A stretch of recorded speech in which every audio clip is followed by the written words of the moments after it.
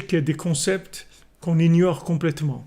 Ces concepts-là qui nous ont emmenés là maintenant, ce soir qu'on est en train d'étudier, c'est des concepts qui étaient complètement cachés de nous. Mais ils étaient là, c'est pas qu'ils n'étaient pas là, mais ils étaient cachés de nous, c'est-à-dire qu'il n'y a pas de chemin entre ces choses-là et nous-mêmes. Maintenant, il y a un chemin qui s'est ouvert, et voilà, on arrive à le faire.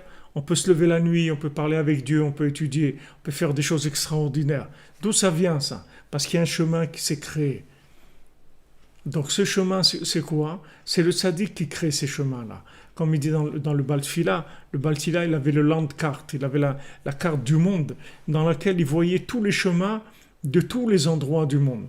Et d'ailleurs, là-bas, Rabbeinu, il dit, même Eliyahu comment il est monté au ciel? Il y a un chemin pour monter au ciel. Il n'y a pas que des fusées, il y a un chemin pour monter au ciel. Il y a une route qui monte au ciel. Puisque Eliyahu il est monté au ciel. Il n'est pas monté avec une fusée. Il n'y a pas de fusée à l'époque d'Eliyahu. Comment il est monté? Rabbeinu dit, il y a une route qui monte au ciel.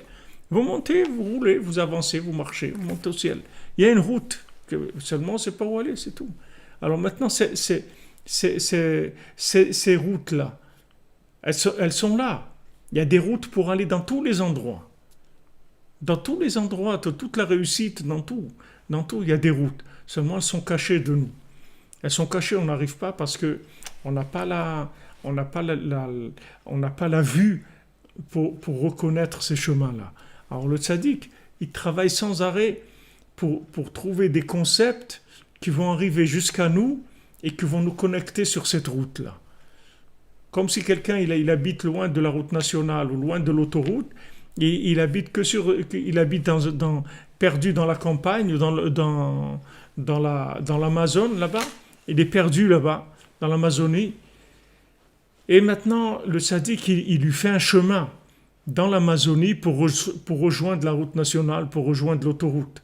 Alors, c'est ça le travail du tzaddik, c'est-à-dire créer des chemins entre l'endroit où la personne se trouve et la route principale qui mène à Dieu, qui mène à Jérusalem.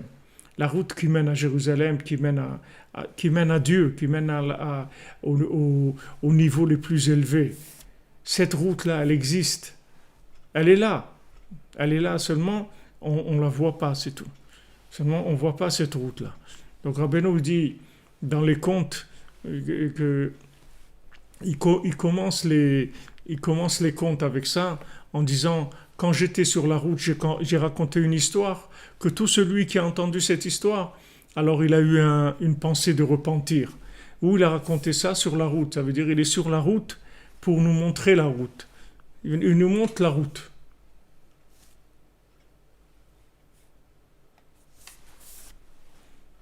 Il nous montre la route, il est là pour ça, pour nous montrer la route, c'est-à-dire nous créer un lien entre l'endroit où on habite et la route principale qui mène vers Dieu.